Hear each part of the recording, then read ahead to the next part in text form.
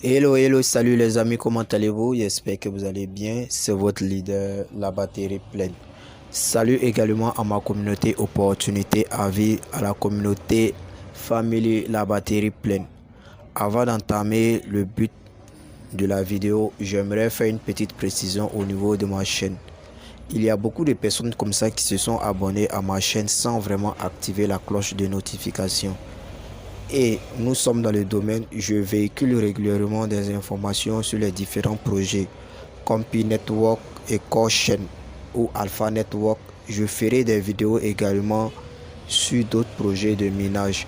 Si vous souhaitez que j'en parle, si vous voulez que je parle de d'autres projets de minage, veuillez laisser en commentaire de la vidéo. Donc j'aimerais que on puisse faire l'effort d'activer la cloche de notification et de visualiser les vidéos jusqu'à la fin et de partager également les vidéos que je fais pour m'encourager, parce que c'est dans l'objectif de vous informer et de vous instruire, de vous donner aussi les informations sur les différentes informations. Ok les gars, donc c'était un peu la petite précision. Il faudrait qu'on puisse regarder, visualiser la vidéo jusqu'à la fin, parce que il y a aussi de très bonnes informations que je donne dans mes audios. Même si c'est une nouvelle chaîne, mais j'ai décidé de vous faire plaisir, de vous donner toutes les informations au max sur les projets de minage. Donc comme ça, nous allons essayer de parler un peu, pas pour faire vraiment une distinction sur le Core Chain et le Pi Network, mais essayer de donner un peu l'avantage, l'intérêt à miner les deux. Quand je dis miner les deux, le minage n'est plus possible avec le Core Chain, le BTCS, le Satoshi. Mais tandis que avec le Pi Network, le minage continue toujours. Le minage continue toujours. Nous avons la possibilité de toujours miner. Et ces deux projets de minage, il faut dire que ils ont plusieurs points communs, mais pas vraiment communs. Mais je vais essayer de dispatcher, essayer d'expliquer en profondeur les deux différences ou la similitude. Donc comme ça, en ce qui concerne où il faut dire qu'il y a eu un grand changement, il y a eu un bouleversement dans le monde de la crypto-monnaie. Le minage a été réalisable, faisable via mobile, avec les différents téléphones, avec les smartphones. Avec les smartphones, quel que soit le système Android ou Play Store, Android ou je dirais quoi, le système Android ou le système iOS de iPhone, Android, Play Store. Donc vous voyez un peu, on est dans la vague du Web 3, on est dans la vague du Web 3. Donc ce qui donne une certaine réalisation, un certain privilège, on met en avant les utilisateurs. Et dans le Web 3, il y a beaucoup de changements. Les détenteurs, il faut absolument miner via téléphone pour pouvoir recevoir. Parfois on ne parle plus des ICO, mais c'est pas, je vais pas trop rentrer en profondeur de cela. Mais j'aimerais dire aux côtés de Core Chain, Core Chain Minage, BTCS, il a plusieurs noms ce type là, mais un peu ça. Donc il faut dire que c'est un projet qui est vraiment révolutionnaire, le seul projet au monde cryptographique qui a réussi à résoudre le problème du trilemme. Le trilemme, ce n'est rien d'autre que la sécurité, la décentralisation et l'évolutivité. C'est-à-dire que c'est une version améliorée du Bitcoin et de l'Ethereum. Vous voyez un peu la fusion des deux. Fusionner deux en même temps. Vous voyez un peu. C'est vraiment très très considérable à prendre en compte. En même temps, c'est la combinaison aussi du proof of work et du proof of stake. Le proof of work, ce n'est rien d'autre que la preuve de travail. Celui qui utilise la preuve de travail, ce n'est rien d'autre que le Bitcoin également. Ainsi, le proof of stake, ce n'est rien d'autre que la preuve de participation de l'Ethereum. Comme je l'ai si bien dit, je l'ai si bien mentionné, C'est la combinaison des deux, le proof of work et le proof of stake, la preuve de travail et la preuve de délégation. Ce qui est plus séduisant, j'ai dit que c'est la combinaison des deux, proof of work et le proof of stake, et la résolution du trilemme. Le trilemme, j'ai dit que c'est la décentralisation, l'évolutivité et la sécurité. Donc j'ai déjà fait une vidéo sur ma chaîne sur le trilemme. Le trilemme, c'est quoi? J'ai donné une définition très approfondie là-dessus. Donc je vais parler un peu du P-Network. Alors que le P-Network, c'est le minage a été réalisable et le minage continue. Nous avons plus de 35 millions de pionniers à travers le monde qui ont téléchargé, qui minent l'application. Et également, il faut dire qu'elle vient en quelque sorte améliorer, donner une nouvelle version de voir l'utilité de la crypto-monnaie en question. Une monnaie, c'est une monnaie numérique qui va venir, qui va nous permettre de pouvoir faire des achats de biens et de services.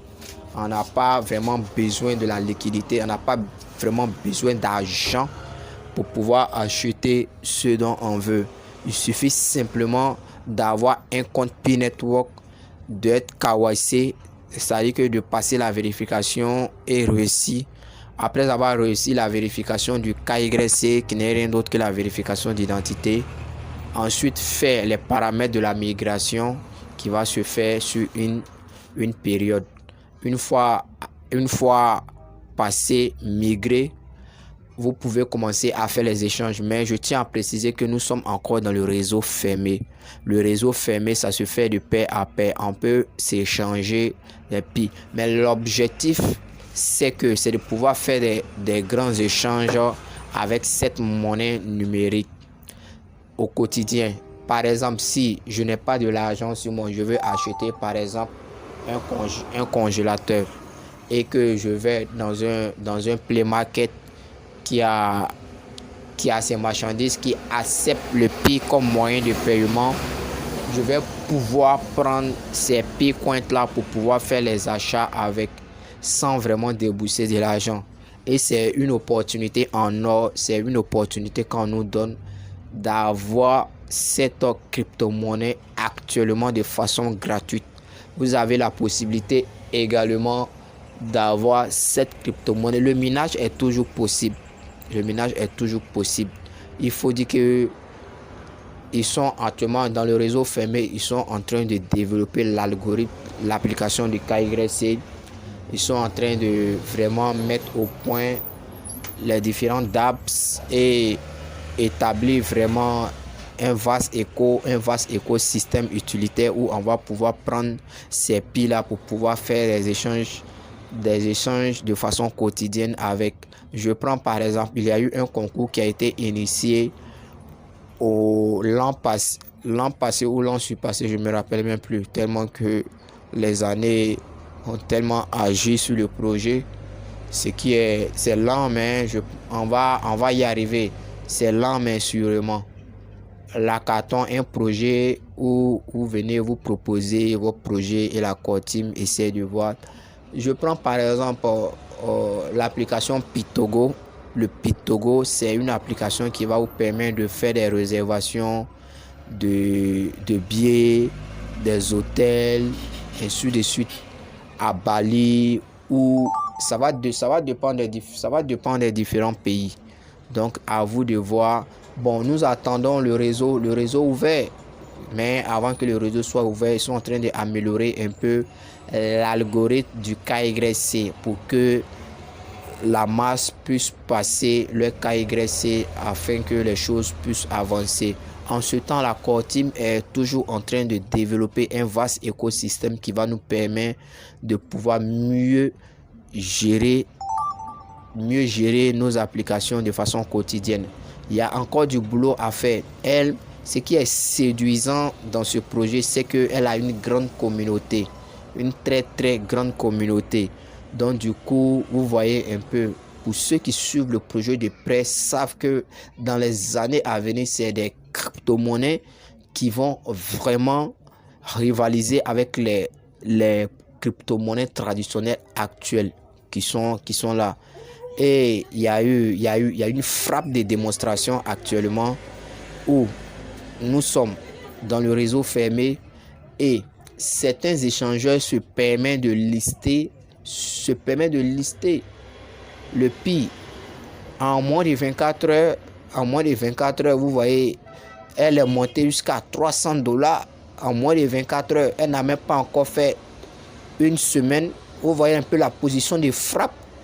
Mais c'est pas ça la priorité de la core team. C'est pas le listing des échangeurs. C'est pas.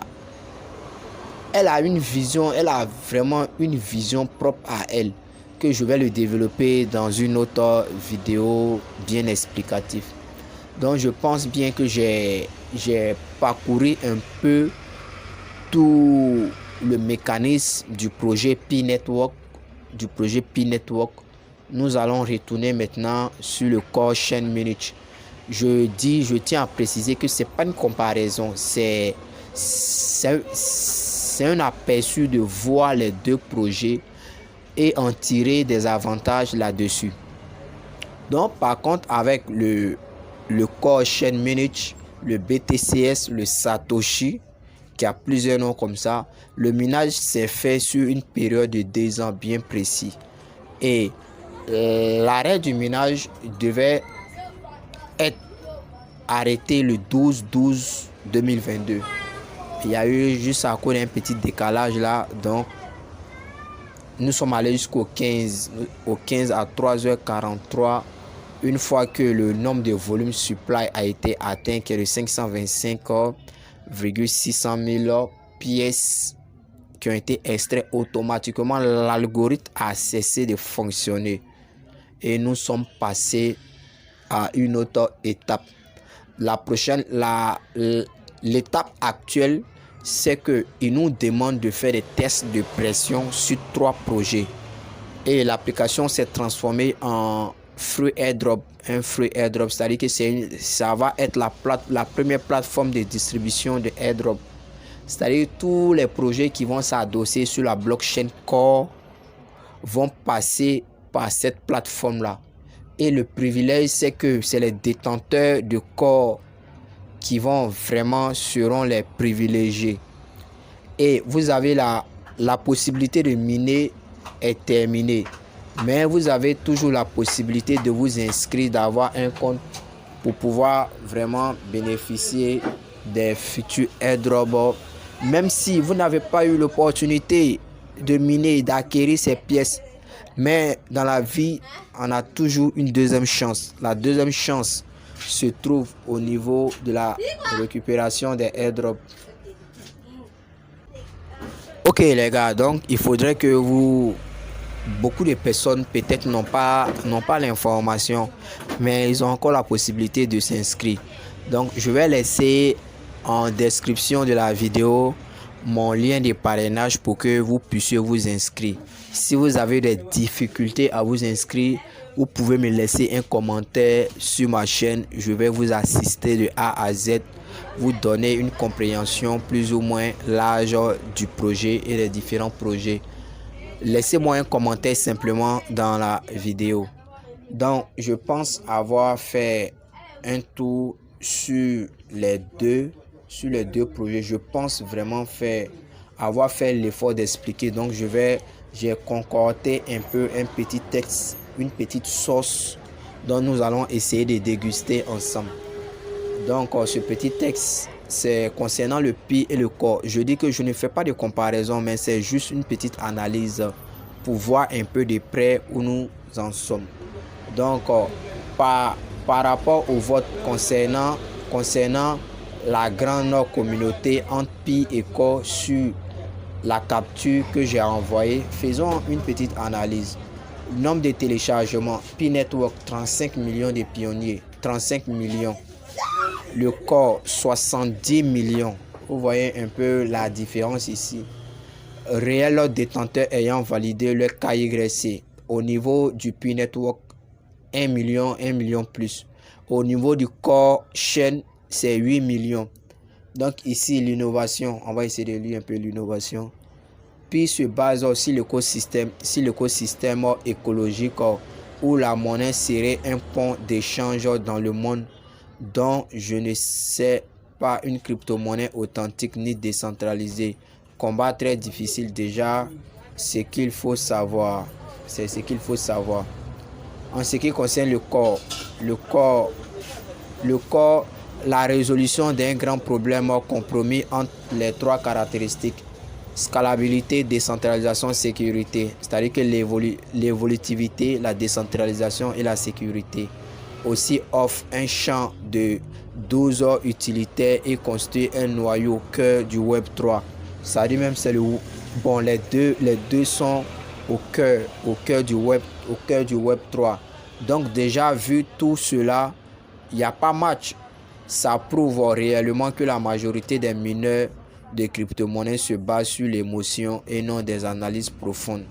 L'intégration de Pi dans les habitudes commerciales sera très difficile et combattue ouvertement par les gouvernants.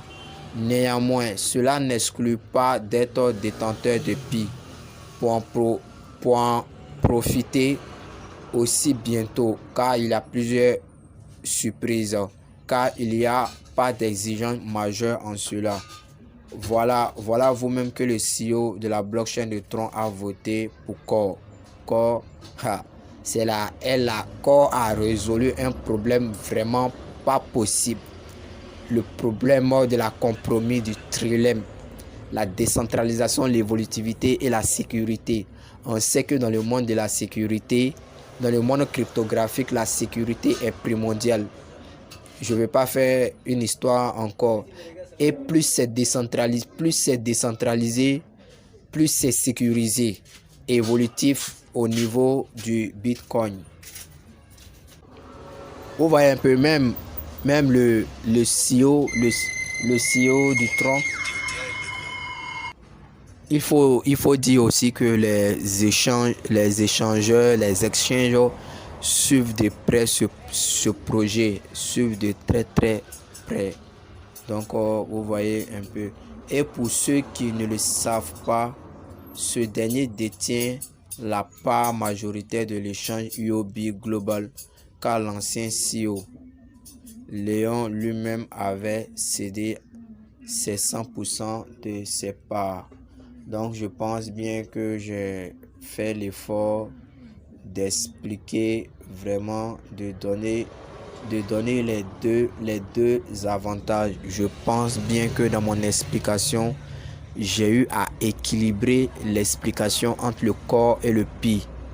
J'ai dit que c'était pas une comparaison, mais c'est de donner un aperçu plus ou moins clair de la chose. Donc merci ma communauté Opportunité Crypto. N'oubliez pas d'activer la cloche de notification, de me laisser un commentaire. Si vous voulez que je traite d'autres sujets, faites-moi signe en commentaire.